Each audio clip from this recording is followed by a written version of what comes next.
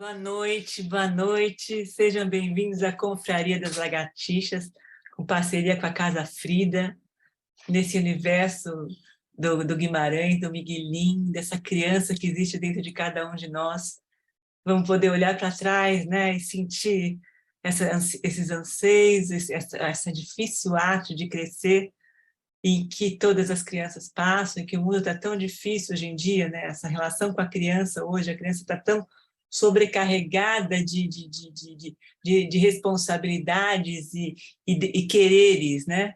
A gente vê o Miguelinho aí perdido no meio do mutum, no meio do sertão, e olhando para o mundo de uma forma tão poética, tão linda, e sofrendo, e cheio de medo, e cheio de problema na estrutura familiar que foi montada, e ele com aquele irmão maravilhoso que tem uma visão adulta do mundo, e ele se apoiando naquele olhar, naquela visão, e tentando montar esse quebra-cabeça que é a vida. Desde pequeno, a gente passa por tantas coisas, por tantas descobertas, por tantos problemas, e como tudo é tão difícil, de alguma forma, a gente sofre pra caramba nesse sentido e cresce com esse sofrimento.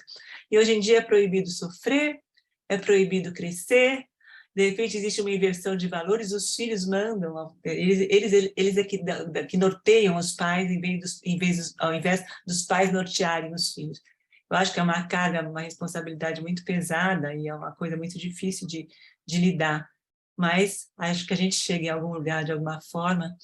Eu queria agradecer a presença de vocês nessa quinta-feira, nesse calor que é poder estar aqui com vocês e poder abraçar essa infância de cada um de nós aqui.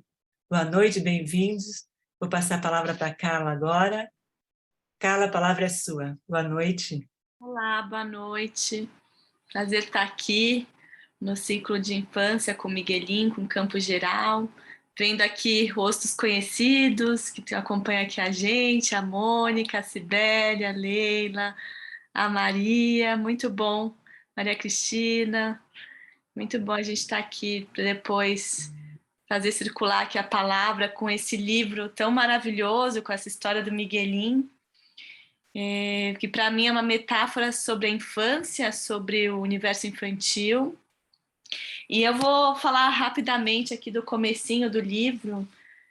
Primeiro que eu acho já essa estrutura do começo do texto, né, do um certo Miguelinho, que traz, né, ele já parece que o Guimarães ele já começa narrando essa história como se fosse um formato um pouco de conto de fadas, né? Assim, era uma vez, um tempo um pouco mágico, um tempo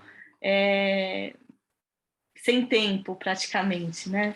E eu acho muito, assim, fiquei pensando, né, nessa releitura, esse comecinho, né, que ele vai narrando a história do Miguelinho, quando ele vai ser crismado com o tio, quando ele tinha 7 anos. E ele vai nessa travessia, nessa viagem com o tio, e aí eu fiquei pensando o que seria ser crismado, né? Que é algo religioso, é sobre nomeação, que depois a irmã pergunta como é que ele chama, né? Ele diz Miguelinho, ela dá risada, como se ele não tivesse nome, mas é a travessia em busca da nomeação. E se a gente pensar a infância, né? Principalmente nesse caminho para a adolescência, é a busca por saber quem nós somos, né? Por nós mesmos. E esse mutum que a Cláudia falou, né? Assim, que lugar que seria esse mutum? Que é distante de qualquer parte, né? Que é um lugar e que chove sempre. E tem um aspecto que eu acho que é bem importante para a gente pensar, é a mãe dele, né? A mãe do Miguelinho, que é uma mulher muito bonita, mas que parece que está sempre deprimida, sempre pensando em alguma outra coisa, o que está do outro lado do mutum, essa tristeza, né? Ela tem um aspecto assim mais triste, mais solitário. E aí pensando também nessa função materna, né? Trazendo um pouco da psicanálise, dessa constituição inicial da criança, dessa busca por acolhimento por uma mãe, né? Que eu acho que depois tem essa personagem mais para frente, que é a Maitina, acho, né? Mãe Maitina, que até falando, né? Tem algo de mãe aí no nome dela, que parece que ele vai também buscar um acolhimento ali, né? Um lugar meio de mãe com ela. E aí eu fiquei pensando nisso, né? Um menino de 8 anos que quando faz essa viagem ele fica sufocando a saudade, ele sufoca o choro, os sentimentos sufocam ele. E até essa palavra mutum, né, que tem vários estudos também sobre essa palavra, que ela tem o começo e o fim é ela mesma, né, que a gente falou um pouco na abertura, que é um pouco aquele símbolo do infinito que ele fecha o grande sertão, né, o fim e o começo chega no mesmo lugar, né? Então, uma palavra fechada em si, né, e distante ao mesmo tempo. E no Buriti, que é o livro que o Miguelinho é o Miguel, né, que é o personagem, o Miguelinho mais velho, eles descrevem o Mutum como um pássaro que canta só à noite, que é um pássaro mudo, um pássaro silencioso, obscuro, né? E aqui, né, no quinto parágrafo, acho, dá para a gente perceber também assim que é uma estrutura que o Guimarães usa, que tem uma narração na terceira e na primeira pessoa, né? Então, ao mesmo tempo, a gente está ouvindo uma história e, ao mesmo tempo, o Miguelinho é o narrador. Então, é bem interessante esse jogo que o Guimarães traz, né? E aí, outra frase que eu também fiquei pensando, que eu grifei aqui no texto, é essa: no começo de tudo tinha um erro, né, que também faz pensar essa passagem bíblica, né? No começo havia o verbo, e aqui tem um erro, né? O que seria esse erro? Será que, pensando um pouco, que a gente vai resgatando aqui as origens do Miguelinho, né? Que ele não era do Mutum, ele era de um outro lugar ainda mais longe, que era o buraco do mato, né? Que era o pau roxo. E aí ele vai lembrando de algumas situações que ele viveu nesse lugar, nesse pau roxo, né? Que tem aquela situação do Peru, que ele está admirando, né? Um animal muito bonito. E aí tem um menino grande que diz para ele que o Peru é dele. E ele repete: o Peru é meu. E logo em seguida esse menino ataca ele com uma pedra e ele não consegue enxergar de tanto tamanho é o sangue que vai escorrendo nele. E aí eu fiquei pensando assim, queria abrir como para a gente pensar aqui, né, na roda, o que vocês sentiram assim nessa passagem do sangue, né? Eu fiquei assim, porque logo em seguida dessa história do tatu do Peru tem o tatu, que ele tem uma lembrança de quando ele não está muito bem de saúde, que ele estava muito fraco, e eles trazem esse tatu para fazer um ritual, que é como se fosse um banho de sangue, para vingar, né, para que ele vingasse, né? Aí eu fiquei pensando do sangue como esse ritual de cura, como uma purificação, um renascimento, que essa mistura, né, também do sangue, que se você perde, você pode morrer, ao mesmo tempo que ele purifica, né? Então, um pouco, mais uma vez, essa dialética aí do bem e o mal, do Deus e o diabo. E aí, de novo, vem o tema do pecado, quando ele traz a santinha recortada do jornal, e aí ele descobre que não é uma santa, era uma moça, que tinha uma imagem de uma moça, que está bem, aparece bem no filme, mais do que aqui, mas na passagem do filme fala que é pecado, ele rasga o papel. E outro ponto também, eu fiquei, né, da relação dele com o pai, que ele tinha uma relação muito próxima com o tio, e aí fica muito essa dialética também, Caim e Abel, quem era quem. E o Dito, que era o irmão, que ele tinha mais proximidade, se parecia com o pai fisicamente, e o Miguelinho com a mãe, né? E aí, logo em seguida dessa passagem, né, da parte do Caim, e dessa santinha recortada do jornal, vem essa passagem da cachorrinha, né, do Pingo de Ouro, que é uma passagem muito triste, assim, eu fiquei mais triste ainda agora nessa leitura, né?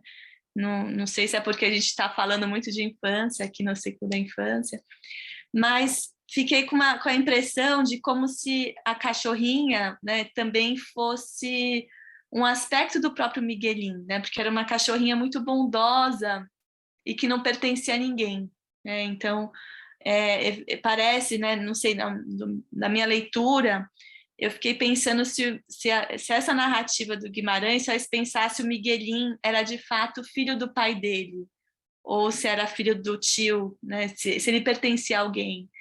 E aí eu acho que tem essa conexão com a Pingo de Ouro. E aí o pai dá essa cachorrinha, né, que era também quase cega, né, pensando também nessas semelhanças. E aí logo em seguida ele vai cantar a canção da Cuca, né, que é uma canção que faz parte da infância de todos nós, acho, né, que a Cuca vem pegar.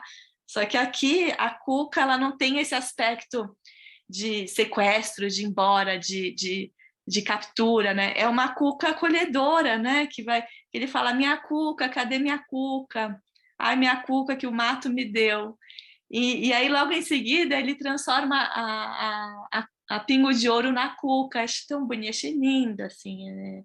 Essa associação, né? Então, é uma Cuca que acolhe, que dá carinho, que repara a perda, né? Eu acho que parece que ele está ali tentando elaborar esse luto da cachorrinha, né? Ele mesmo se ninando. É muito bonita essa passagem. E aí, em seguida, várias situações de violência, né, do pai que machuca, que bate na mãe, bate nele. E é engraçado porque nos momentos em que ele está de castigo são momentos que ele brinca de pensar. E no final ele diz, né, que para pensar exige coragem, né? Então eu fiquei pensando também essas semelhanças do Miguelín com o Riobaldo, né? Porque o Riobaldo a gente também vai acompanhando ele desde criança, né? Assim, a gente vai retomando a história. E aí, no meio mais ou menos do que a gente separou para ler hoje, tem essa parte das formiguinhas, né, que ele vai narrando, que o Miguelín vê as formiguinhas, os caramujinhos, e da gente perceber bem, né, que ele tinha essa visão pro mais míope mesmo, né, pro pequeno, ele via muito bem o pequeno, pensando na questão da visão, do olhar.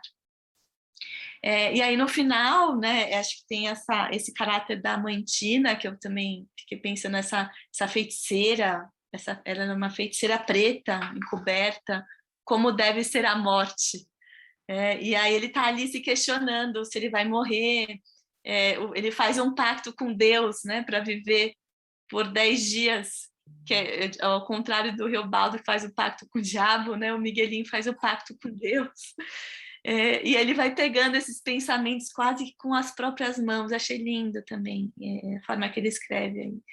E, enfim, acho que é um bom início para a gente pensar e refletir assim o papel da infância mesmo nas nossas vidas, né?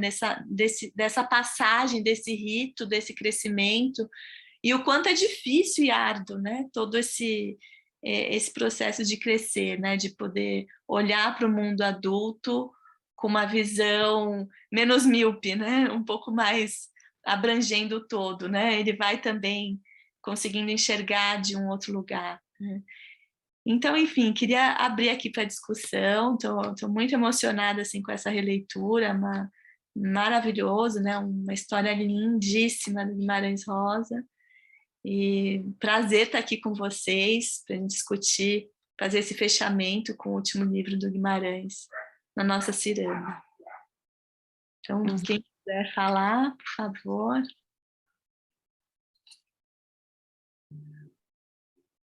Leila, boa noite, bem-vinda. Tá sem som, Leila.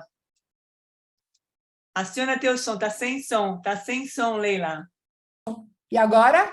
Agora tá. Bem-vinda.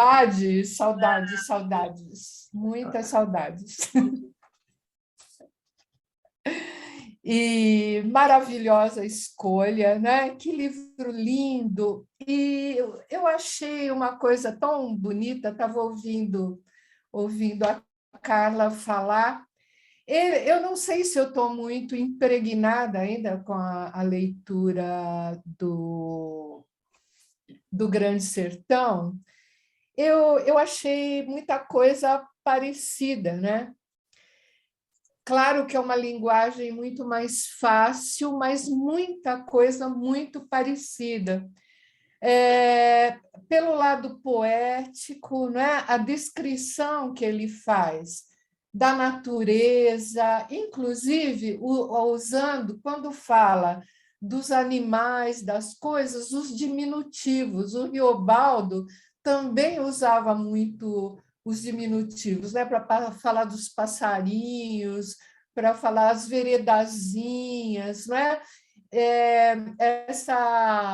Essa pegada, né, muito delicada para descrever umas coisas. Ele fala uma coisa tão bonita, né, na chuva, enfim, que eles estavam tirando rápido as roupas do varal e que ele ficava triste de ver aquelas roupinhas, né, tão pobrezinhas, né, dos irmãozinhos. Então, assim, eu achei muito parecido. Acho provavelmente porque eu estou ainda muito impregnada. A gente mal saiu, né, da outra leitura, mas outra porque ele enfim, é o mesmo escritor, não é? Então é uma narrativa que também se desenrola sobre um contexto semelhante, né? Tem as veredas, tem muitas coisas parecidas, né, do ambiente. E, enfim, ele me lembrou, nessa forma, a Carla estava falando, né, mas nesse filosofar sobre as coisas, muito do Riobaldo também, né, porque o Riobaldo, apesar de ser já um adulto, ele também pensava muito, né, sobre todas as coisas. E as personagens são maravilhosas, né? E pensei nesse aspecto também da infância, desse duplo aspecto, que é da impotência, né? Do se ver subjugado, né? A mil injunções, né? Da parte dos adultos e da parte também de determinadas forças daquilo que não se compreende, né? Então, o sobrenatural, ele habita permanentemente aquele contexto, ameaçando, punindo, né? Tem essa figura terrível dessa avó Isidra, né? Sempre moralista, né? Sempre impondo coisas, embora parece que ela dava a ele um valor pela fé, né? Então, em alguns momentos, ele se sente muito poderoso, como toda criança, né? A criança, às vezes, se sente onipotente em relação a determinadas coisas, e, na maior parte das vezes, muito impotente.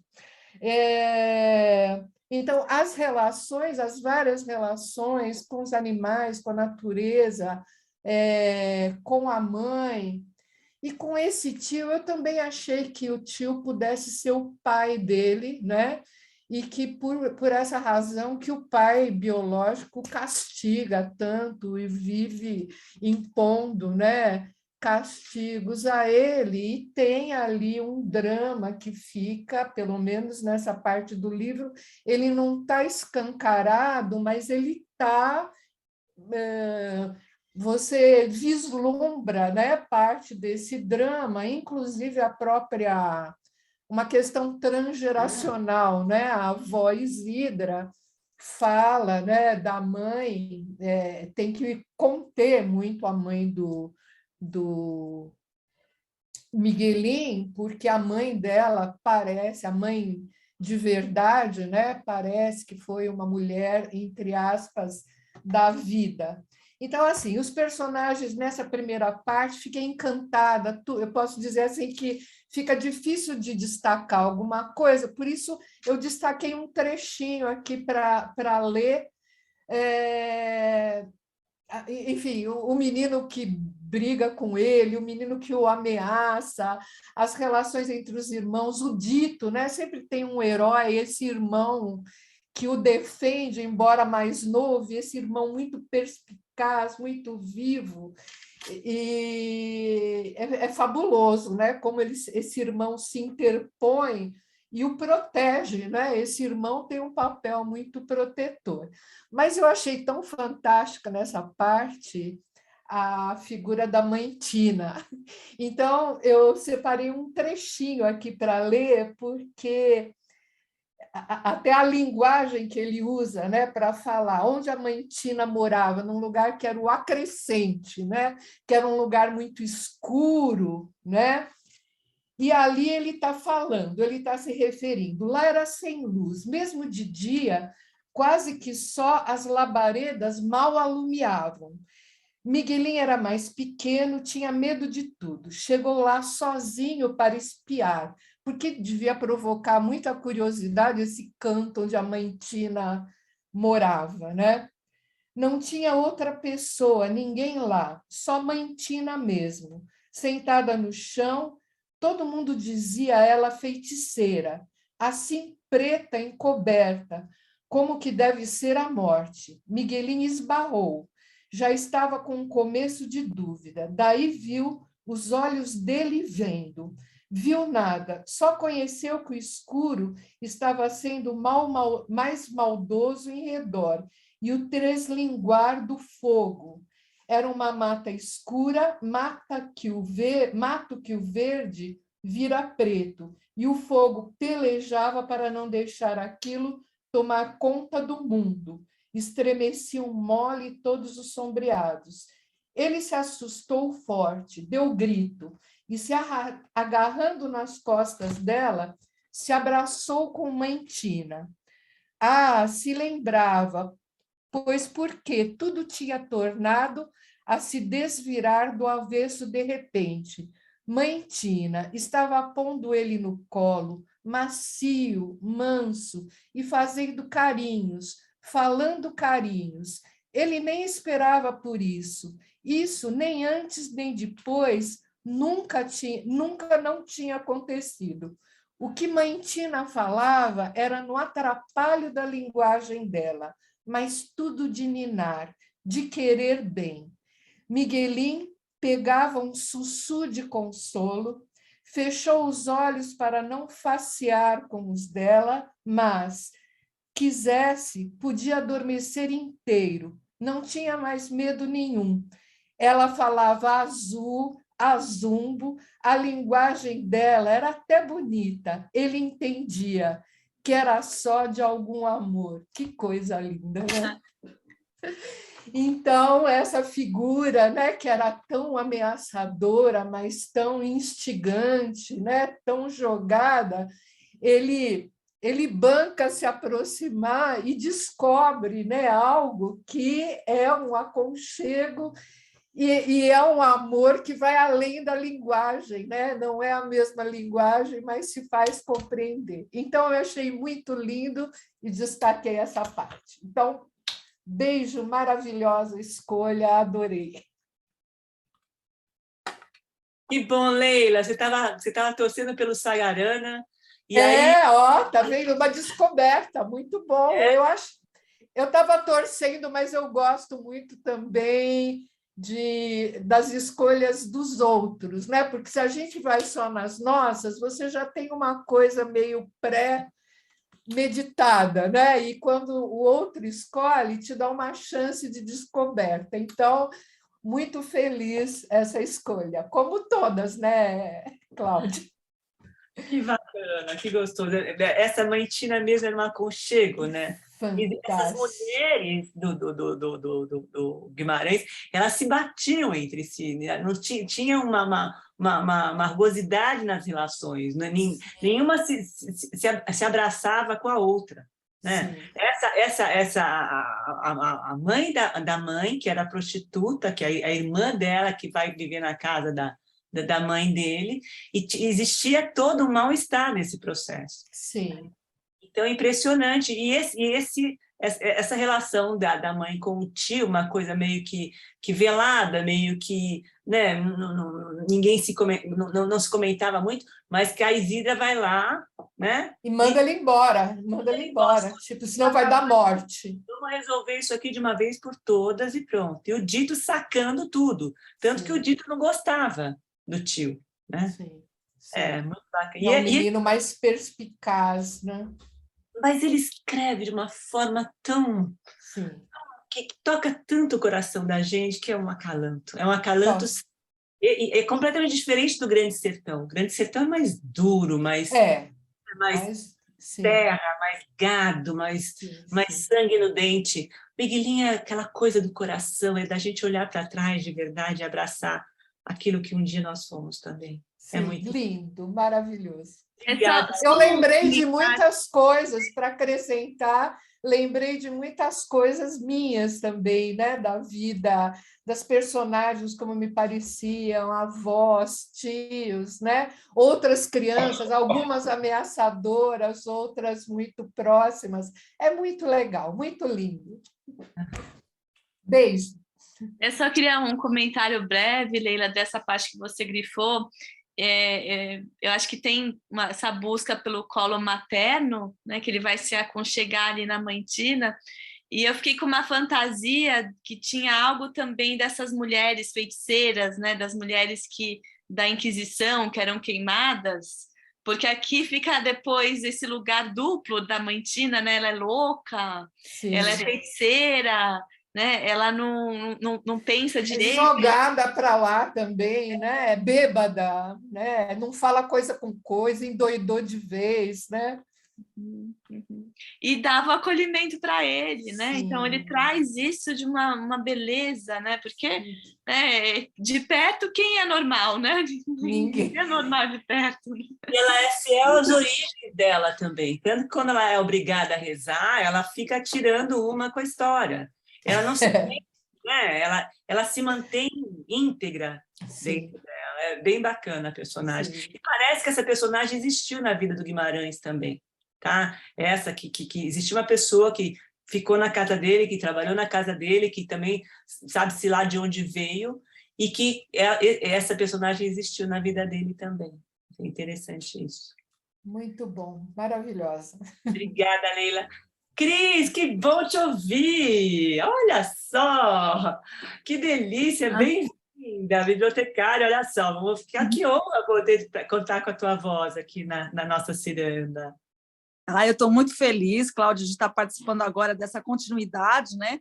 Saindo do Grande Sertão, indo agora para o Miguelim, né? No Grande Guimarães, né? Que a gente tem nas bibliotecas, né? E que realmente traz a nossa infância, né? Que no Grande Sertão a gente via aquela construção mais árdua, aquele sertão que nos invadia, mas que era de uma dureza. E agora, mesmo nessa dureza, né?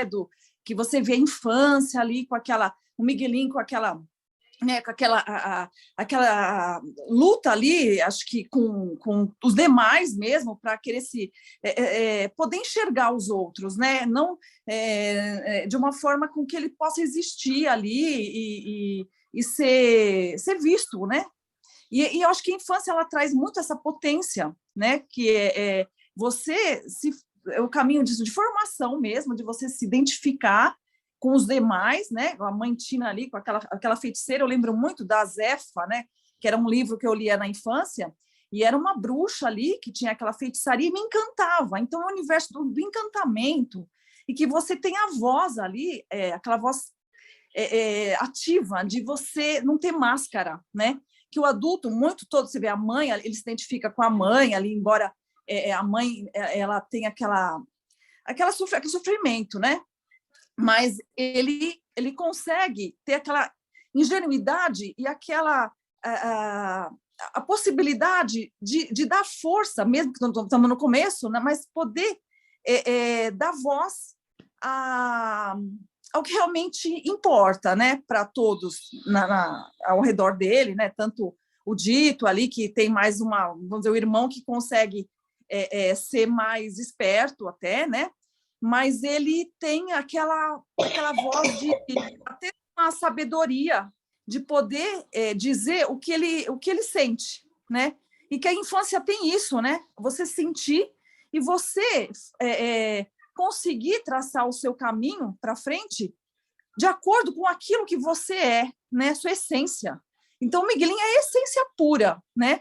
Ele tem uma voz ali linda, linda, né? Então, acho que a gente saiu do sertão lá e a gente está indo para um universo de uma beleza rica, de oportunidades, né? De possibilidades, né? Diversidades, né? Encantamentos, né? Na voz de uma criança que é uma criança gigante. O Miguelinho, que é pequenininho no nome, mas é tão gigante, né? E que possa conduzir a nossa travessia aí agora, né? Numa travessia de infâncias, né? Nossas também, né? Tão potentes aí, que façam com que a gente se enxergue também a criança que a gente foi, né? E que a gente corresponda ao papel que a gente é hoje, né? E que a gente sonhava em ser, né? E que possamos ser mesmo, né? Então, assim, eu estou encantada, né? Tô assim, achando que eu nunca tinha lido antes Miguelinho no colégio, falavam muito, né? E eu não tinha lido. Estou tendo a oportunidade agora, sempre com a Ciranda, né? Nossas Cirandas, né? De poder ler o que eu nunca li como estudante, como bibliotecária, né? Então, tá uma maravilha. Estou adorando. Muito bacana, Cris, tua participação, adorei te ouvir, muito gostoso você estar participando agora. Quer dizer, eu te vejo sempre nas Cirandas e agora estou ouvindo a tua voz, né? E teu papel é muito... Você acompanha a gente quase desde o início, né? E está sempre... Tá no meio dos livros, de toda dessa literatura, e trazendo essa força, esse carinho para a gente. E que delícia poder presentear você com a novela do Miguelinho, e com esse menino velho, de alguma forma, né? Que, de alguma forma, todos nós fomos um dia também. Porque quando a gente se depara com a falibilidade dos adultos e com a crueza dos adultos também, com a crueldade das pessoas, a gente cresce, dá um baque, dá um susto na vida da gente, né? A coisa da morte, da finitude, do medo. João e Maria, ele traz João e Maria, né? Imagina esse pai vai deixar a gente amarrado numa árvore. Ele pensa na história do João e Maria. Eu me lembro que aquilo me afligia muito, do João no meio de uma floresta escura, né? Porque, na verdade, a gente sempre passa por esse processo da escuridão para a luz, de repente a luz se faz, né? A gente abre a janela e amanhece, né? E é tão lindo quando amanhece, quando a gente enxerga de outra forma a vida. Mas é muito bom te ouvir, Cris, que bacana, que gostoso. E que nunca se perca essa criança que tem dentro da gente, né? Essa criança, essa voz, né? Que ela estava incubada ali desde os tempos, né? Que a gente era bem pequenininho ali, foi crescendo, foi tendo contato com as realidades, né? Com o processo de crescimento, né? Que a gente vai amadurecendo. Mais que isso, essa essência a gente nunca pode perder, né? Então, acho que o Miguelinho, ele traz isso, essa voz, né? Não perca quem é você, né? O ciclo da vida aí, o seu objetivo, sua missão, seu sonho, né? Nunca perca isso, né? Porque é o que nos move, né? De imaginar e de criar também, né? Nesse ciclo da infância, a gente se depara com várias crianças que ficam brincando com a imaginação, que constroem um mundo à parte daquela realidade. E o que a gente faz hoje, através da literatura, através do... A gente também constrói um mundo à parte, para que a gente possa aguentar a realidade dura da vida, né? Então, ele cria um ou outro universo através da imaginação, da brincadeira, das histórias, das crenças, daquilo que ele imagina. Ele cria uma história para cada linha, ele vai se ressignificando o tempo todo. É um personagem maravilhoso mesmo. Muito bacana. Eu fiquei curiosa para saber o livro que você lembrou, Maria Cristina. Qual que é? Olha, é assim, eu desde criança, eu sempre ganhei muitos livros, né, de presente. Então, a gente sempre foi, eu e minha irmã, né, eu tenho uma irmã um ano mais velha, a gente foi sempre incentivada a ler muito. Então, eram livrinhos infantis, né? E esse da bruxa a capa tinha uma bruxa com nariz grande, né? aquele chapéu, né, de bruxa, assim, e eu ficava encantada, né? Só de olhar a capa do livro, eu ficava vendo e me enveredava ali, entrava naquela história só pela capa, né? Ia deleitando, né? Assim, né? Cada página, né? E aquela bruxa, né? Eu adorava, viu a vassoura, né? Aquela coisa. E ela com os meninos, a bruxa, o nome dela era Zefa, né? Vou ver se eu acho o nome do livro. E aí eu falo qual que é, porque assim, marcou assim, né? Um livro que até hoje eu não esqueço, né? Eu já passei por tantos aí, né, como bibliotecária aí, mas assim, essa potência da infância, né? Isso que torna, né, o que a gente é, né? Então, aquelas bruxas bem bruxas mesmo, né? Que tinha até uma verruga assim. Exatamente. Tinha uma verruga e parece que além dessa coisa dela ter esse aspecto bem caricatural mesmo, né, da bruxa, né, que a gente vê, ela trazia essa questão de por que eu quero me identificar com a bruxa, né? Por que aquilo me traz me preenche, né? Mesmo como criança ali, por que eu adoro essa história, né? Por que a bruxa tem esse papel assim tão de nos trazer a magia, né? A magia que constrói, a magia que abre caminho ali, que dá uma alegria de você poder ser o que você é e você se você trazer para a sua vida tudo que você quer que ela seja para você, né? Então, aquela bruxa, gente, você vê, hoje eu não, né? Se eu ler o livro, eu vou ler de outra forma, mas aquilo vai me trazer aquela sensação, né? Que era a sensação da bruxa fazer essa mágica, né? Essa mágica com a vassoura dela ali, com a história dos meninos, né? Então, aquela bruxa que tem um poder, né? Poder que a gente pode trazer para nós, né? A Selma escreveu aqui no bate-papo, né? A bruxa representa a transgressão, de certa forma. Exatamente. Muito bom. Obrigada, Maria Cristina. Depois eu vou procurar a Zefa. Vou procurar. Ana, boa noite. Tá sem som, Ana. Olha, eu queria primeiro dar os parabéns para vocês por essa leitura absolutamente agradável e queria também fazer um comentário muito pequeno, dois, aliás. Um, a partir do que a Leila falou, da coisa da mãe e o tio, né? Que eu acho que é uma coisa do Graciliano mesmo, é uma coisa da linguagem que ele tem, que a gente acaba percebendo uma coisa que não está dita, mas está insinuada, né? Eu acho até que também me passou pela cabeça que o Miguelim fosse filho do tio.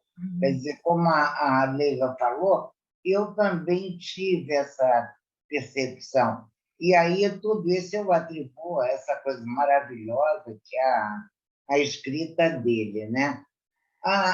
Em relação à mãe Tina, eu observei uma coisa que eu fiquei absolutamente comovida.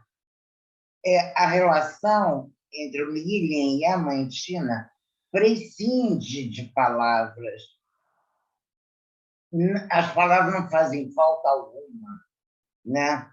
Ele vai para o colo, ele é acolhido, ele gosta e não precisa de mais nada, né? Era só isso aí que eu queria comentar com vocês. É verdade, né, Ana? Ela segura a mão dele, não é uma linguagem dita, né? A linguagem mesmo corporal, do acolhimento, né? Ele se aninhar nela, ela dá um colo materno para ele. Que é uma linguagem que ultrapassa a fala por si, Não né? A linguagem mesmo permitida, sim. É bem bonito. Muito bonito, muito bonito. E aí fiquei pensando nesse aspecto também que você fala dele ser filho, né, da origem do Miguelín, eu também fiquei pensando nesse aspecto, né, porque para mim ficou ele muito identificado com a Pingo de Ouro, né, com a cachorrinha, que não tinha dono, né, que não era de ninguém, né? Esse sentimento de não pertencimento dele, do Miguelín. Obrigada pela sua participação, por estar aqui com a gente, lendo Guimarães Rosa. É muito bom ter você aqui. Obrigada.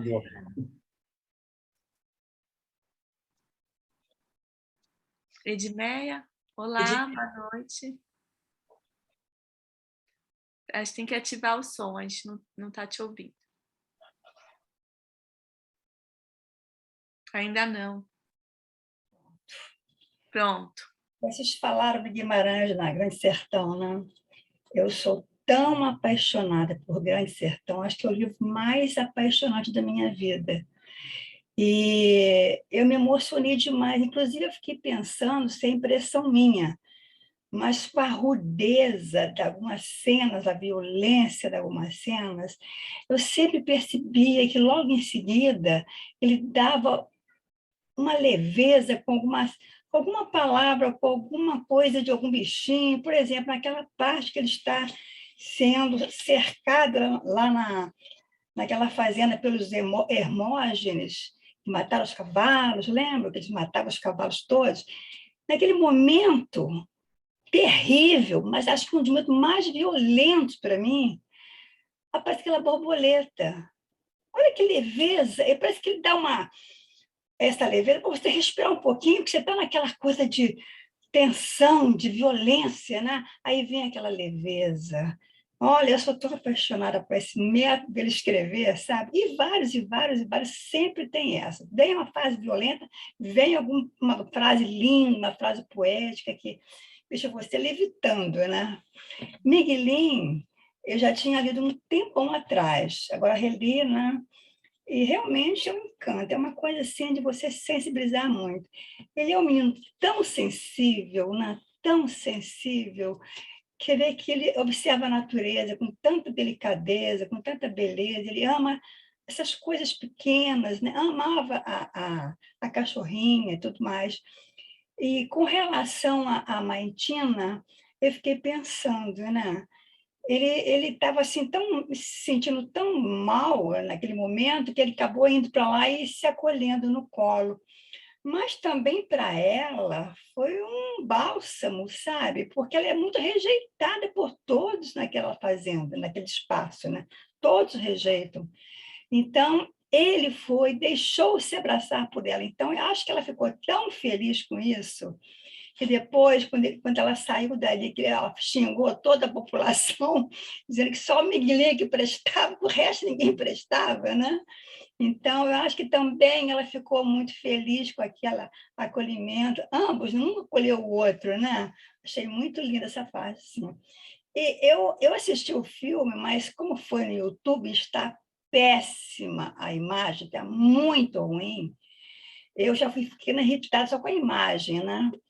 Então, mas teve aí depois, procurando outro lugar, eu vi um comentário em outro filme, que não é do YouTube, em que tem uma cena do Miguelinho abraçando o tio.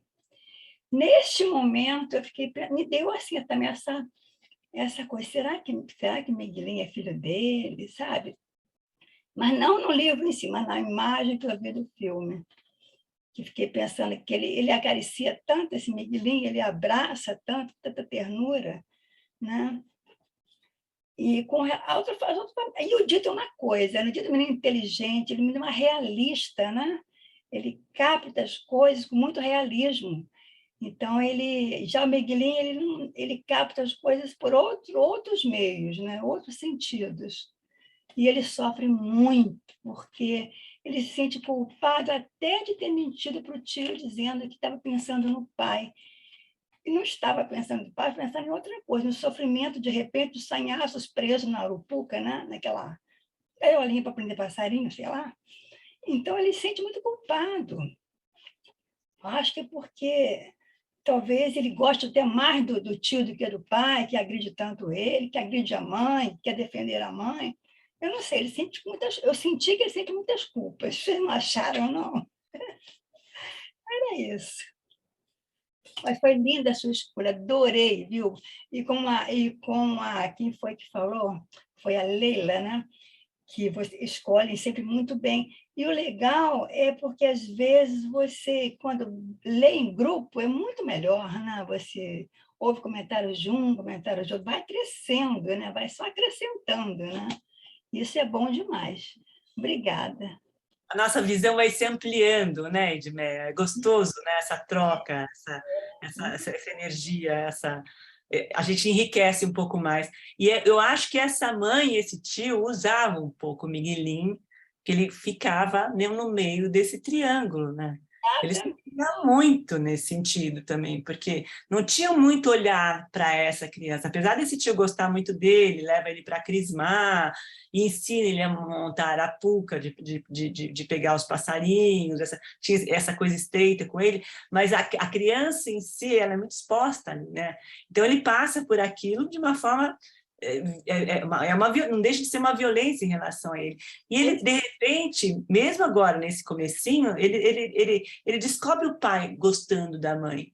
A gente tá lendo o livro através do olhar do Miguelinho, a gente não sabe o que acontece ali. Existiam uns nuances da vozida conversando, desse tio indo embora rápido, dessa presença da morte. Logo no começo já é uma crônica de uma morte anunciada, no sentido de vingança, né? Um Hamlet shakespeariano aí, no caso, né? Se cria uma situação nesse sentido. E ele está lá no meio dessa confusão, sem entender o que está acontecendo. Você falou, realmente foi muito forte, porque o tio dá um bilhete para entregar à mãe. Mais para frente. Outros, né? Imagina, ele traindo o pai, né? Então, realmente, coitadinho, foi muita violência para ele. É muito forte, né?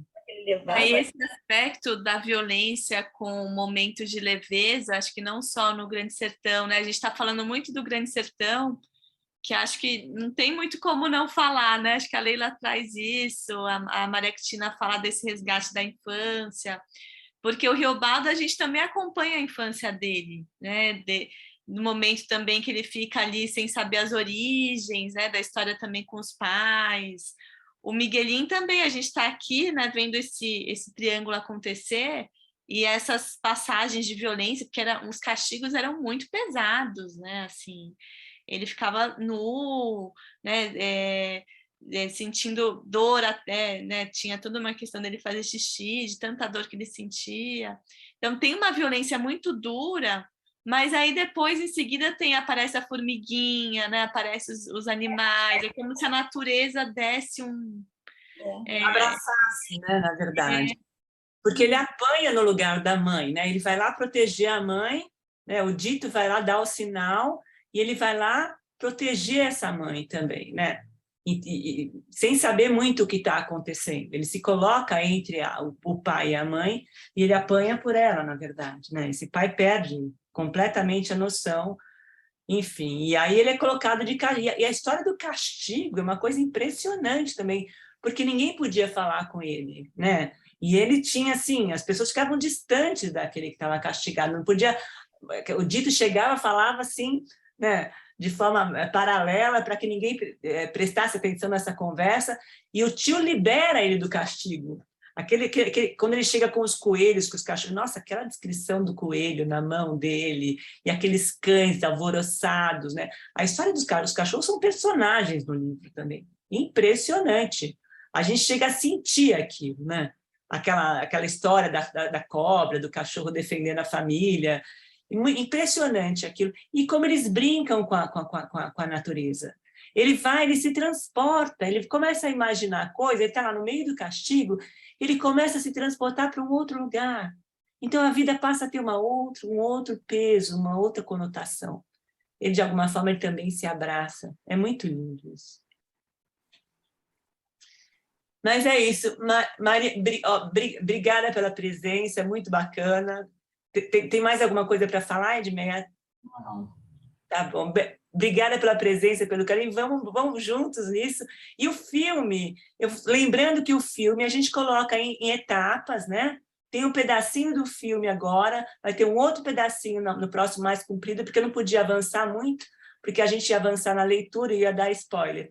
Então, vai ter um outro pedaço do filme, e no final a gente finaliza. No nosso site tem, Edmei, um pedacinho do filme, e até o final da leitura a gente vai ter o filme completo no site. Tá? E ele está em boa resolução também. Tá? E aqui tem o pessoal falando do Manuel de Barros, a gente tem uma surpresa em relação a essa coisa da criança, desse quintal que é maior que o mundo aí do Manuel de Barros. A gente vai trazer um pedacinho dele para nós também. Maria da Conceição, boa noite, bem-vinda. A palavra é sua agora. Olá, boa noite para todas. Boa noite. Então, Cláudia, Carla e todo mundo, assim, muito bom participar, continuar participando dessa ciranda, né? Principalmente assim, eu fico escutando e vendo que algumas passagens do livro que ficaram desapercebidas se reavivam aqui nessa conversa. E aí, isso é interessante, é muito bom. Agora, a minha contribuição é o seguinte, eu escutei, né, que assim, eu tinha lido no grupo do Telegram que uma das participantes estava perguntando sobre a palavra dançar, que ele tinha escrito com a letra S. Ao invés de cedilha, era a letra S.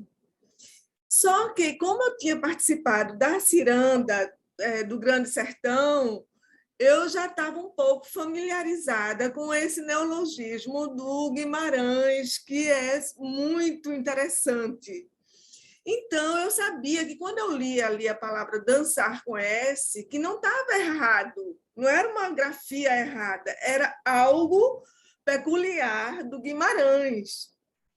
E aí passou, né? Fui lendo, e quando recentemente eu tive essa informação e é isso que eu quero passar para vocês. Eu não sei se vocês sabem sobre o que eu vou dizer e que se vocês souberem, né, assim, de uma forma mais além, eu acho que seria interessante, gostaria de saber também, que é o seguinte, ele escreveu essa palavra dançar com S porque o S era o próprio movimento da dança, da palavra dançar.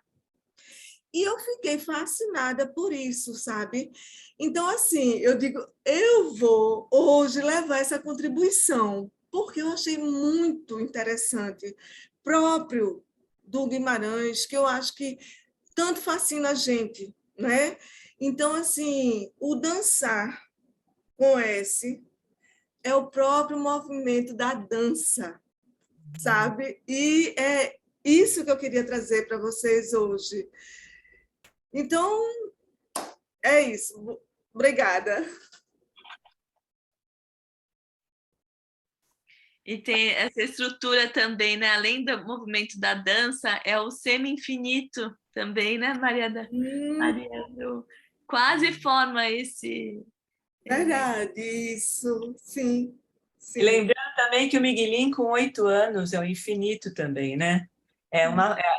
O 8, ele tinha 7, completa 8, é o infinito novamente. Ele está brincando de novo com essa história do infinito.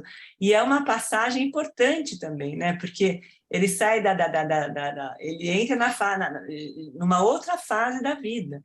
Ele tem um outro olhar para a vida. Ele não é mais aquela que, dentro da realidade que ele vivia, ele já está pronto para trabalhar. E também tem esse lance, né? Que as crianças não tinham infância, né? E iam direto para o trabalho. Então, essa já ia passar por essa fase de transição, né? E ele traz esse 8 para a gente novamente. Mas essa coisa dessa transgressão gráfica que ele faz nas palavras é uma delícia. E a gente viaja. Eu acho assim que a gente tem que ler devagar e não tem que se preocupar muito com se a gente entendeu ou não, porque de repente a palavra entra e se transforma dentro da gente. De repente a gente está lá no meio e entende tudo. É como se nós estivéssemos vivenciando aquilo, aquela chuva. Quem é que não sentiu aquela chuva na pele, aquele trovão? A chuva é um personagem. É um personagem. E assim, o castigo de Deus também, porque vamos lá, né? olha, isso está acontecendo porque alguma coisa muito séria aconteceu aqui em casa, é um castigo. Quer dizer, esse medo, novamente, é o Deus e o diabo na Terra do Sol, novamente, que está muito presente no Grande Sertão e está presente nas crianças do Grande Sertão, nas micro-histórias que o Guimarães traz no Grande Sertão, das histórias das crianças também. E ele fica assim, como é que eu posso odiar tanto? Ele fala, eu não gosto da vovó Isilda, ele fala, né? Ele se depara com essa coisa do ódio. E é bacana porque, de fato, como alguém falou aqui, a criança não usa máscara, né? Literalmente, ela vai lá e fala, foi a Cris que falou, quando a gente vai amadurecendo, a gente vai usando máscaras e esquece, né? E deixa de lado essa sinceridade, essa verdade, né? E aí todo mundo fica espantado, né? Eu estava até discutindo, a gente vai... um dos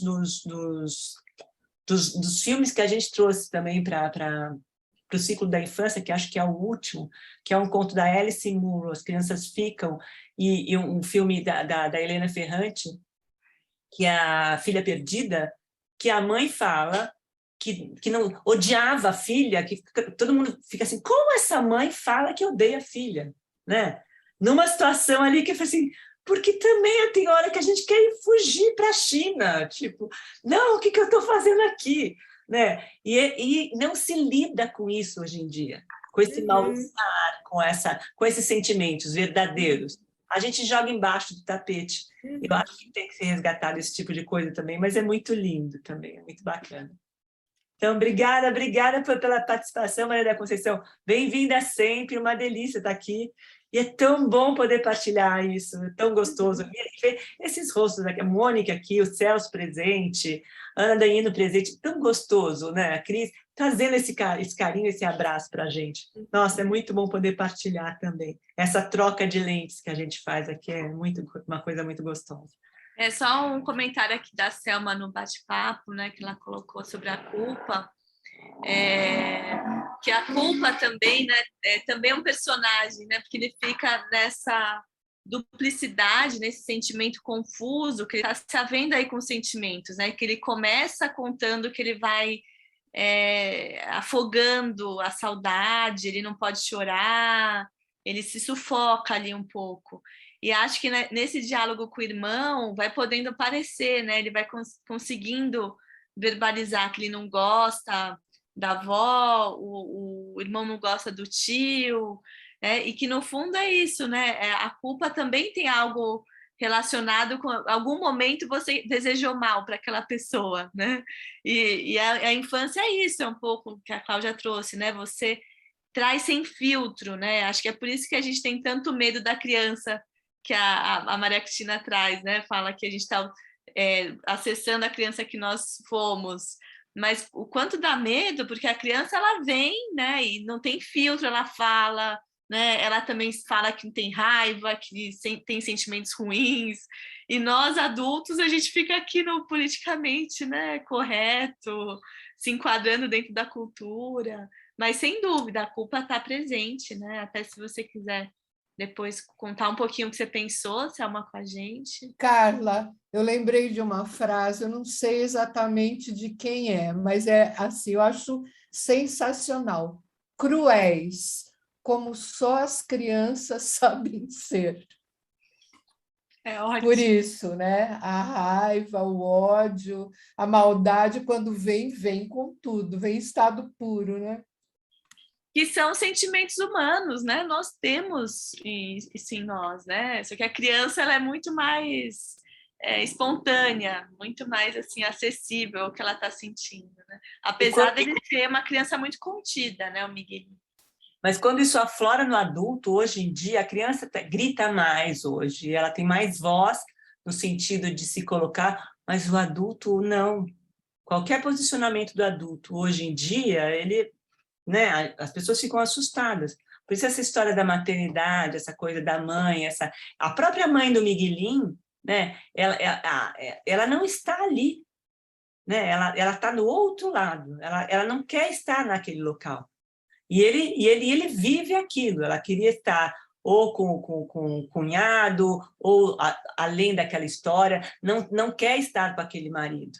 Né? E esse pai é um cara extremamente rústico, romântico, é um cara extremamente... E tem que ir lá, a terra não é dele, é bem aquela coisa daquela lavoura arcaica, né? Que ele tem que batalhar, que plantar, que colher, que alimentar a família e que preservar aquilo tudo, né? A gente não tem não está lendo o livro sobre a perspectiva do olhar deste pai, e sim sobre a perspectiva da criança, né? E cheia de coisas maravilhosas, de fantasia, de sonhos, e enfim. E o medo da morte, né? Como não ter medo da morte? A criança é anjinho, a criança não é anjinho, a criança sofre assim como nós. E ele tem que dar voz para esse sofrimento também, né? Entender esse tipo de sofrimento, tá? É impressionante como ele... É interessante você falar do lavoura arcaica, né? Porque também tem aí as funções, né, dessa mãe que também tinha, na verdade, era um excesso ali, né, junto com os filhos. A mãe aqui no Miguelinho é uma mãe ausente, né? Mas que pensando, você lembrou do Raduan Assado. Total. Porque aquele pai que impõe e que fala é assim que tem que ser e pronto. E ele teria que fatalmente matar o irmão ali. Em função como é que ele não vai? O que ele ia fazer ali? Precisava vingar aquela traição de alguma forma, né? É impressionante, mas é muito, muito pesado tudo, né? E a vida é, de fato, uma coisa... Se a gente for olhar sem lente para a realidade, não é uma tarefa fácil. Maria Cristina, boa noite, bem-vinda. A palavra boa noite, Cláudia, boa noite a todos.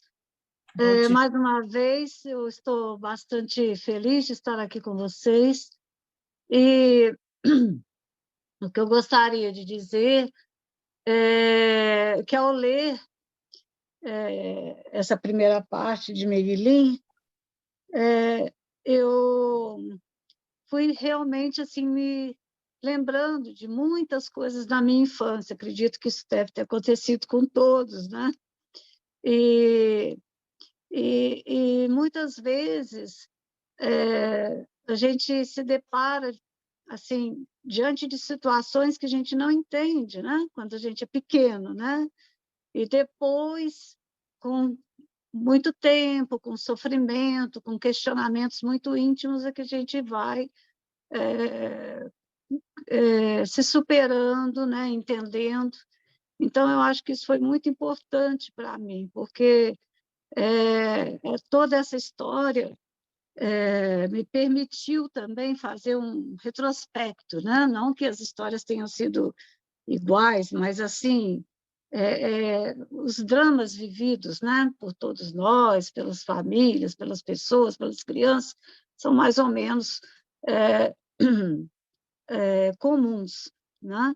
Então, de tudo que foi falado, eu já havia pensado, e alguém perguntou se o Miguelin, esse comportamento dele em relação à natureza, em relação aos animais, aos animaizinhos, aos insetos, né? Não lembrava Manuel de Barros, e eu fiquei o tempo todo pensando em Manuel de Barros, né? Quando, ao ler, né, essas descrições, né? E é isso, eu achei que foi uma escolha realmente muito acertada, e é um bom começo, né, de uma continuação, vamos dizer assim, de Guimarães Rosa. É só isso.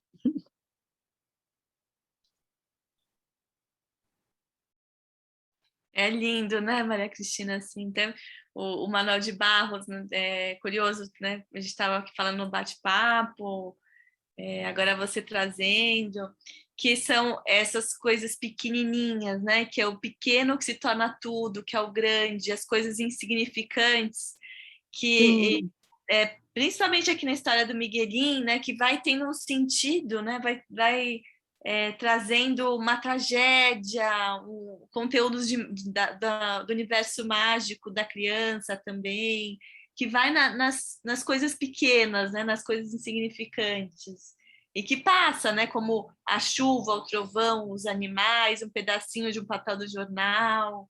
É muito interessante, né, porque é uma experiência de leitura que faz até a gente querer ver as coisas de uma outra forma, né? Assim, de poder valorizar mais isso que passa despercebido por nós, né? Esses detalhes, o pequeno. É muito bonito, assim, ouvir. Isso. Você lembrou algo dele específico? Eu me lembrei, não, assim, específico não, mas eu gostaria de fazer um outro comentário que agora eu me lembrei. Até eu peço, antes de mais nada, eu peço desculpa, porque eu vou falar de algo assim que aconteceu comigo. E não gosto muito de falar de coisas particulares, né? Mas eu acho que o que eu vou passar para vocês, eu penso que é interessante. Há mais ou menos uns 3 anos, eu comecei a tomar antidepressivo por uma série de motivos. Veio a pandemia, eu fiquei muito para baixo e tudo, e comecei a tomar antidepressivo. Quando eu comecei a participar com vocês, né, dessa ciranda de leitura, Guimarães Rosa, eu achava muito estranho, porque eu percebia, assim, pelas falas de todos, que estavam todos assim muito emotivos, né? As pessoas dizendo, eu chorei nesse trecho, eu chorei aqui, eu chorei... E eu, assim, muito insensível, me sentia, gente, eu não chorei nada, que deve ter alguma coisa errada, porque eu li as mesmas coisas, eu não... E entendi perfeitamente por que eu não estou chorando, por que eu estou emocionada, né? Aí que me deu um clique, eu falei assim, gente, eu estou tomando esse antidepressivo, de repente pode ser que isso esteja afetando em alguma coisa, né? Aí, depois que eu pensei, eu resolvi ler a bula do remédio, e estava lá, que vamos dizer assim, um efeito, né? Um dos efeitos colaterais é essa, vamos dizer assim, como se fosse um bloqueio, né? Essa falta de sensibilidade. E, com isso, eu me alertei para isso, e já estava mesmo pensando em ir suspendendo o medicamento aos pouquinhos, e agora já suspendi de vez. Não por conta própria, com acompanhamento médico. Mas eu achei muito bom dessa vez, porque, ao ler agora Miguelin, eu senti, olha, tem trechos aqui que eu chorei bastante, senti bastante. Então, eu achei assim que foi, sabe, uma salvação. Falei assim, estou salva. Então, foi muito bom, é só isso. Você está voltando a sentir, que bonito. Sim, com certeza. E eu gostei muito de começar a sentir, a ter essas emoções num livro como esse, né? De criança, que fala dos sentimentos da criança, né? Mesmo com sentimentos assim, muitas vezes sem saber explicar, né? Mas tem passagens aqui maravilhosas, que agora eu consegui chorar. É bom conseguir chorar, né? Realmente, Nossa, a ótimo. medicação, ela te dá também um conforto, né? Porque faz uma boda aí com sentimentos, né? Acalma, mas, ao mesmo tempo, você também tem perdas, né, com isso. Sim, com certeza. É uma experiência, ler um livro do Guimarães Rosa, seja o Grande Sertão, Campo Geral, é uma experiência física também, né? A gente está ali junto com o personagem. Sim, e que bom estar conseguindo, né, Maria Cristina, assim, fazer essa travessia, né, de estar agora se permitindo sentir mais, junto com o Miguelinho. Obrigada por compartilhar com a gente. Eu que agradeço. Fiquei emocionada, Maria Cristina, é muito bom chorar com o Guimarães na mão. É uma delícia. Ele vai lá dentro e faz assim, é muito... É verdade. É redentor até. E que você foi percebendo isso no grupo, né? Assim, participando das trocas aqui, todo mundo emocionado, contando, e falando, puxa vida, né? O que será que está acontecendo? Eu me achava estranha, gente, eu estou muito estranha, estou muito esquisita. Muito bacana. Obrigada, Maria Cristina, pelo depoimento, foi muito emocionante. Aqui a Suzana dizendo que o dito, O Benedito tem 8 letras, do infinito como Miguelin, com 8 letras. Tem o sentido diminutivo do nome, do dito, aquilo que é falado. É a palavra que faz nascer a história, que dá identidade e organiza o pensamento. O dito, de fato, ele equilibra toda, né, a cabecinha do Miguelin. Miguelin voa, viaja, vai longe, mas é impressionante, muito bacana. Obrigada, Suzana. Eu estou falando aqui, estou dando voz para você aqui. Agora, Selma, a palavra é sua agora. Boa noite, bem-vinda. Oi, boa noite, gente. Não, eu só fiquei pensando assim, né, na fala da Maria Cristina, por que um Guimarães se torna universal, né? Porque escreve de uma maneira universal, porque ele toca em sentimentos que todos nós temos. E a questão da família, como você colocou e como ele coloca, e por que cada um vai se identificar em uma fala, né? Eu fui até buscar um livro, porque Tolstói começa a Ana Karenina com a seguinte frase: todas as famílias felizes se parecem entre si. As infelizes são infelizes, cada uma à sua maneira. Quer dizer, isso é tão maravilhoso que não tem como a gente sair não tocado com isso tudo que a gente tá escutando, lendo e viajando junto com Guimarães. Só isso que eu queria falar. Então, quer dizer, seja Tolstói ou seja Guimarães, a literatura nos transporta e nos permite essa conexão, essa ligação e esse aflorar de sentimentos que ficaram anestesiados por um remedinho, agora eles já não vão ficar mais, Maria Cristina. Não, mas Selma, é fato isso também, porque é impressionante a estrutura familiar, como a gente se identifica, quem não? É muito parecida com a de todo mundo, né? A estrutura familiar, apesar da rusticidade, de estar no sertão, todo mundo tem uma história parecida ali. Milenar, a história do Caim e do Abel, dos irmãos que um quer ser melhor que o outro, o ódio contido, né? Um segredo guardado, é impressionante. Então, existe identificação. Quando ele vai no Grande Sertão, que ele vai pontuando historinhas também, é muito fácil da gente se identificar também. Porque também quem não ama e odeia ao mesmo tempo, não é?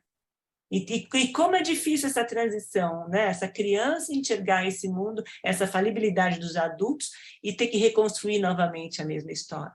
E como no campo geral, as crianças, eles se desfaziam das crianças, as crianças iam embora assim numa boa, tchau, vai embora, pode levar lá, ele vai estudar, ele não vai ficar aqui. Não tinha essa coisa de estar junto, né? Eram crianças do mundo, de fato. É impressionante isso. Bacana você trazer a Karenina para a gente, e o Tolstói também, muito bacana, Selma. Obrigada pela presença, pela voz, pelo carinho. Obrigada. Edmeia, a palavra é sua, bem. Eu que agradeço. Só para falar com a Maria Cristina, né? Chorar, sim, não, mas eu sofro tanto. Por exemplo, no Grande Sertão, quando o Riobá descobre que a Diadorinha é mulher, gente, o sofrimento dele foi tão intenso que eu fiquei arrasada com o sofrimento dele, fiquei com tanta pena dele, sabe? Nossa, foi terrível aquela descoberta, né? E também o amor que ela não queria colocar tão claramente, mas que ela adorava ele também, né? Eu sofri tanto nesse final, a primeira vez, a segunda vez, a terceira vez, e eu acho que todas as vezes que eu reler, eu vou sofrer, porque eu sofro muito, mas muito, muito, muito. Tenho um ciúme danado, não gosto da mulher dele, da Otacília. Meu grupo ria muito de mim, porque eu era passional nesse momento. Como eu ficava injuriada com a Otacília, não queria nada contra ele, eu queria só de Diadorinha e Riobaldo. E também aquela Prostitutriz. Que coisa linda aquela menina, o nome dela mesmo, né? Ela foi linda aquela parte também do amor dele por ela. O respeito, né? Eu achei esse livro assim, nossa, sabe? Apaixonante. Eu não derramava lágrimas, mas eu sofria, e até hoje, eu sofro, só em falar, Sofro muito. Olha, gente, preparem os lenços agora, porque o Miguelinho vai trazer a história. Ele vai mexer com a gente lá no fundo. É muito... a gente já está no comecinho. Miranda vai ser arrebatador. Então, Edmeia sente demais, se entrega completamente, né? Então, Maria Cristina se prepara, porque a história vai continuar assim, é bem triste. Tem uma parte bem triste agora que a gente vai acompanhar aí da travessia do Miguelinho. Mas é bom chorar. É bom, é bom. É mais com Guimarães no colo. Nossa, uma delícia. Márcia, boa noite, a palavra é sua agora. Bem-vinda. Está sem som, Márcia. Aciona teu som. Agora entrou. Bom, boa noite. Eu conheci, achei vocês na última parte do Sertão do Guimarães, aí eu não pude acompanhar o outro livro, né? Resolvi começar com esse, porque já estava no 10º encontro do outro. Mas o que eu queria colocar aqui também é que eu achei que muito interessante que ele faz o Guimarães Rosa para mim, né, aqui, faz uma denúncia bastante séria da pobreza em que as pessoas nessa região viviam e até vivem até hoje, e ao mesmo tempo contando uma história tão, assim, gostosa na visão de uma criança, e o Miguelinho uma pessoa tão carinhosa, pelo menos é o que eu sinto até agora, do que a gente está lendo, tudo e falando, e eu achei isso bastante interessante, assim, muito legal, assim, muito bonito. Aí era isso que eu queria dizer em relação ao livro. Márcia, que bom que você está aqui com a gente agora com o Miguelinho. Não deu tempo de começar o Grão, mas está aqui com a gente com a história do Miguelinho. A gente tem os encontros gravados no YouTube também. Inclusive, a gente conseguiu colocar lá no YouTube o seriado da Globo, que foi o Tony Ramos e a Bruna Lombardi que protagonizaram. Quem quiser pode assistir lá, tem vários comentários, vários materiais de apoio também. Tá? Encarar o sertão de forma solitária, tem lá um pedacinho da gente para poder acompanhar também, Márcia. Agradeço. Depois eu vou olhar, mas eu descobri no final, aí falei, então eu vou começar no próximo livro, né? Porque já estava muito adiantado. E a gente também tem encontros mensais, viu, Márcia? Discussão de filme e conto também, que a gente está com esse olhar voltado para a infância, que está muito bacana. Nossa, como está rico, está muito rico esses encontros. Muito bacana. Só esse comentário da pobreza, né? Eu acho que também traz a parte da infância. Você não precisa de muito, né? Assim, uma mandioca se transforma numa boneca, né? Então, assim, acho que tem muito mais o aspecto da criatividade, do imaginar, do sonhar, que é o fundamental, né, para desenvolver a criança, né? Assim, esse momento.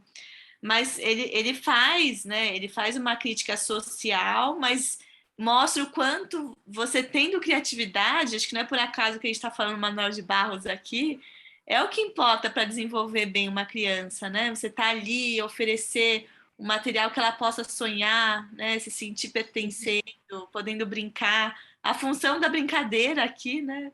Eles brincam com a natureza, né? Sai para mexer com as formiguinhas, transformam as coisas em brinquedo. É muito lindo, né? Mas eu acho que achei interessante que ele faz uma denúncia de uma maneira assim que você se apaixona pela criança, ele é super carinhoso, o Miguelinho, a forma como ele vê as coisas, é muito bonito, né? Mas tem esse lado que a gente percebe que eles trabalhavam e nem na terra que não era nem deles e não mal conseguiam dinheiro para comer, né? Uma coisa bastante forte, né? Que é Então, a linha da ira do Steinbeck também, né? Que tem essa coisa da exploração, né? Que a terra pertence sempre a alguém, eles não tinham aquilo. É muito... Vidas Secas também, do Graciliano Ramos, também, que aborda muito esse universo, e mudando um pouco, dentro dessa visão míope do processo, tem a miopia progressiva da Clarice Lispector também, que é um outro menino, mas que também descobre o mundo, né? Através da brincadeira da troca de lentes também, que vale a pena. E saindo um pouco, voltando no imaginário que a Carla está trazendo, nós vamos debater o Bergman, Fanny Alexander, no próximo encontro, e é uma criança de uma outra classe social, né? Uma classe média alta, o Alexander, mas esse imaginário, essa fuga da realidade através da imaginação que o Bergman traz para a gente nesse filme, é uma coisa primorosa e que a gente brinque, que a gente está guardado dentro de nós também, de alguma forma.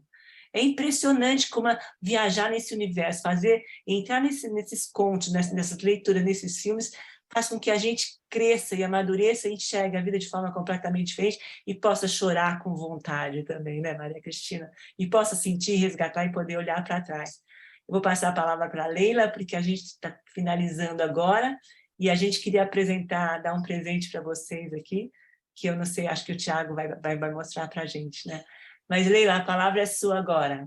Contar rapidinho a propósito, né, dessa questão da onipotência, da impotência e onipotência infantil, né? Eu fui me lembrar por conta de várias coisas. Uma das coisas que eu me lembrei da infância foi a questão da tempestade, dos raios e dos trovões. Eu nunca tive medo.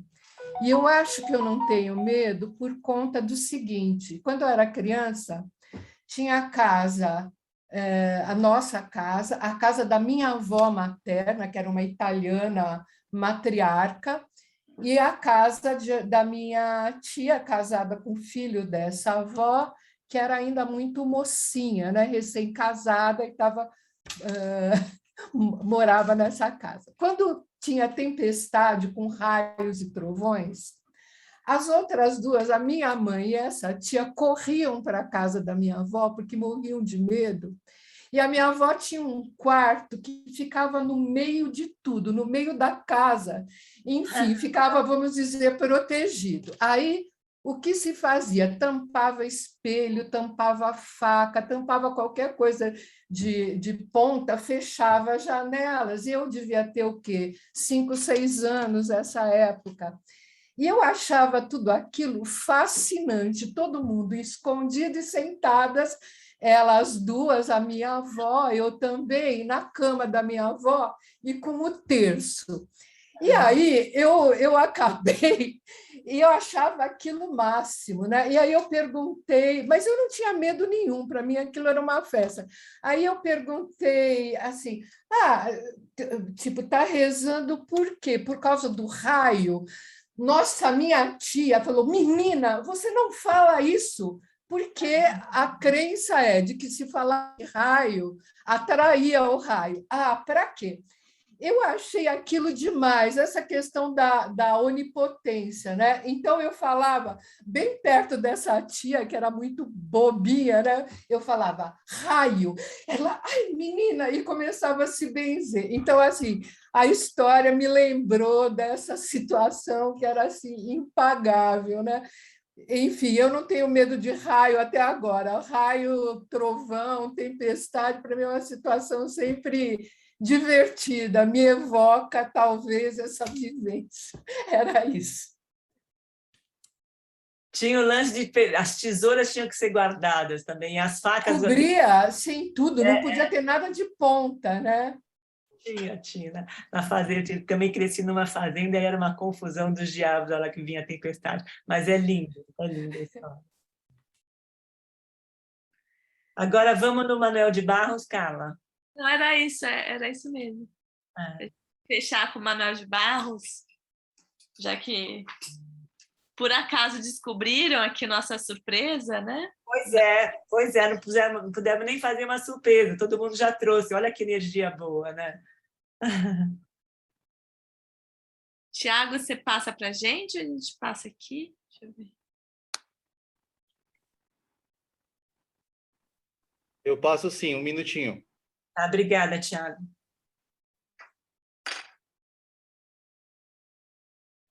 A próxima ciranda vai ser na última quinta-feira, dia 29.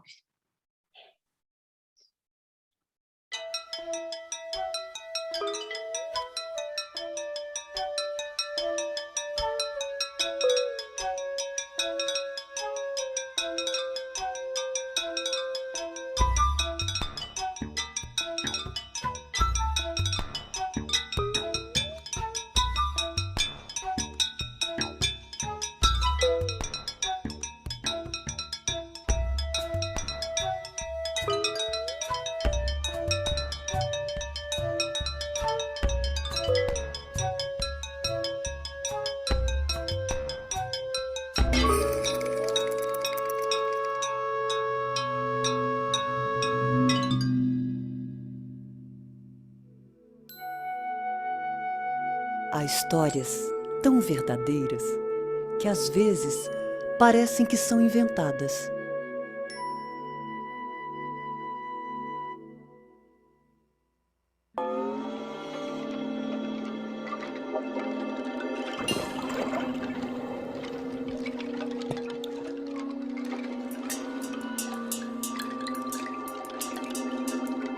Tem um livro sobre águas e meninos.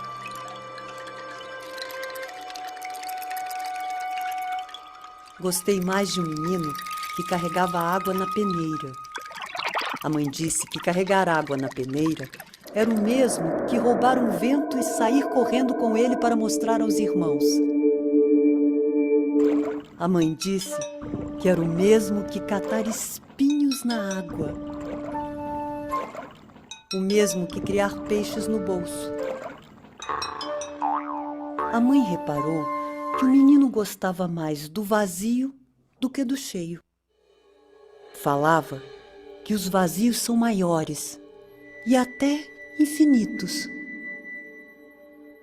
Com o tempo, aquele menino que era cismado e esquisito porque gostava de carregar água na peneira, com o tempo descobriu que escrever seria o mesmo que carregar água na peneira. O menino aprendeu a usar as palavras. Viu que podia fazer peraltagens com as palavras e começou a fazer peraltagens. Foi capaz de interromper o voo de um pássaro botando ponto no final da frase. Foi capaz de modificar a tarde botando uma chuva nele. A mãe falou: "Meu filho, você vai ser poeta. Você vai carregar água na peneira a vida toda. Você vai encher os vazios com as suas peraltagens.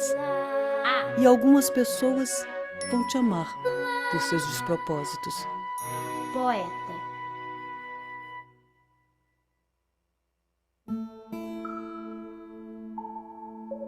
O pai morava no fim de um lugar. "Aqui é lacuna de gente", ele falou.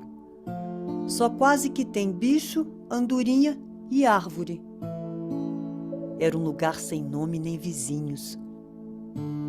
Diziam que ali era a unha do dedão do pé do fim do mundo. A gente crescia sem ter outra casa ao lado. No lugar só constavam pássaros, árvores, o rio e os seus peixes. Havia cavalos sem freios nos matos, cheios de borboletas nas costas. O resto era só distância. No quintal, a gente gostava de brincar com palavras mais do que de bicicleta, principalmente porque ninguém possuía bicicleta. A gente brincava de palavras descomparadas, tipo assim: o céu tem 3 letras. O sol tem 3 letras. O inseto é maior, porque o inseto tem 6 letras e o sol só tem 3. Logo, o inseto é maior. palavras. A gente inventou um truque para fabricar brinquedos com palavras. O truque era só virar bocó, como dizer, eu pendurei um bem-te-vi no sol. Meu irmão veio correndo mostrar um brinquedo que inventara. Era assim, besouros não trepam no abstrato. Quem não tem ferramentas de pensar, inventa. Inventa. Brinquedos.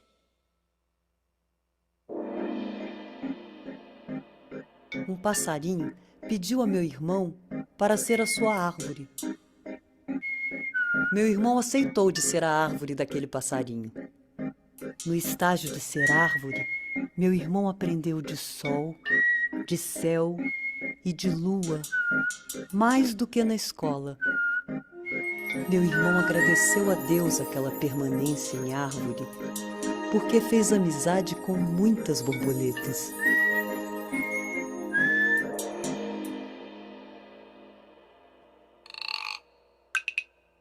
A gente foi criado em lugar onde não tinha brinquedo fabricado. A gente havia que fabricar os nossos brinquedos. Eram boizinhos de osso, bolas de meia, automóveis de lata. Também a gente fazia de conta que sapo é boi de sela e viajava de sapo. Outra era ouvir nas conchas as origens do mundo. Hoje completei 10 anos. Fabriquei um brinquedo com palavras. Minha mãe gostou. É assim. De noite, o silêncio estica os lírios. Meu irmão veio mostrar outro brinquedo. Era assim. Formiga é ser tão pequeno que não aguenta nem neblina. Para infantilizar formigas, é só pingar um pouquinho de água no coração delas. Achei fácil.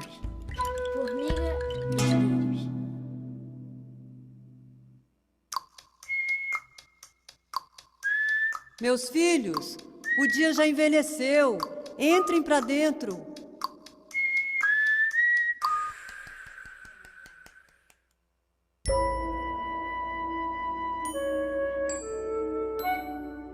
Acho que o quintal onde a gente brincou é maior do que a cidade. A gente só descobre isso depois de grande. A gente descobre que o tamanho das coisas há que ser medido pela intimidade que temos com as coisas. Há de ser como acontece com o amor. Assim, as pedrinhas do nosso quintal são sempre maiores do que as outras pedras do mundo.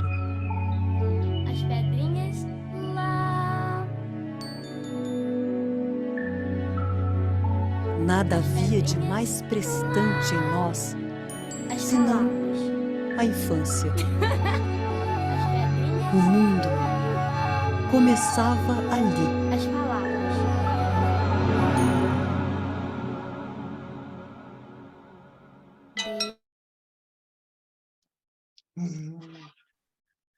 Então é isso. Muito lindo. Parabéns. Maravilhoso, né? Que lindo, maravilhoso. Então, meninas, um presentão. Manuel de Barros, né? Essa criança que mora dentro da gente, que está no nosso quintal sempre é maior que o mundo. Essa coisa do imaginário, da brincadeira, das palavras, da fantasia. E de poder, esse amor, de poder amar, das nossas pedrinhas, daquilo que a gente vai guardando dentro dos nossos corações. E esses momentos são únicos também, e a gente vai guardar dentro da gente, desses olhares, dessas histórias, dessas trocas que são maravilhosas. Isso vai ficar enraizado aqui dentro da gente também. Obrigada pela presença, pelo carinho, pela noite. Obrigada, que noite linda, foi lindo. Bacana. Fiquei emocionadíssima com os depoimentos todos e estou muito feliz de estar aqui, gente. Obrigada pelo carinho, pela presença. E vamos caminhar juntas novamente. Daqui a pouco vai ter o Bergman, né, com a Lígia, e depois nós vamos ter de novo a segunda parte do Miguelin. E depois... Fala. Ficarem para a segunda parte. Ai, meu Deus, que medo! Preparem os... É lindo, lindo, lindo, lindo. Uma poesia que não tem, gente. Não tenham medo de caminhar nesse universo. É maravilhoso. E é isso, gente. Uma boa noite para vocês. Obrigada pela presença, pelo carinho. Pela noite. Foi Pela muito bonito. noite. Obrigada, Cris, Maria Cristina, Beatriz. Estou te vendo aí, estou emocionada, bacana. Márcia, obrigada. Lilian, olha a Lilian aqui com a gente também. Maria da Conceição, obrigada, Zuleika. Yolanda, gostoso. Ana Danino, gostoso de te ver, muito gostoso de te ver. Leila, obrigada pela presença. Abraço. Um beijo, Mônica. Beijo para vocês. Muito gostoso. O Celso também estava aqui, quero deixar um beijo. Léa também, um beijo grande para vocês. Obrigada pela presença, gente. Muito bom. Ilma, obrigada. O Celso está aqui. Rosângela, obrigada. Maria Clara também. Edmeia, obrigada pela presença. Suzana, um beijo para você. Você está aqui com a gente também, importante para caramba, muito gostoso. Maria Clara, obrigada. Uma boa noite para vocês. Maria Cristina, emocionadíssima com a história. Eu vou guardar isso para mim. Tá bom? Cris, obrigada. Beijo na sua mãe. Obrigada pela presença e até a próxima, gente. Uma boa noite. Beijo. Boa noite. Um abraço. Zuleika, boa noite. Obrigada. Tchau, gente. Tchau. Beijo, beijo. Selma, Tchau. obrigada, carinho.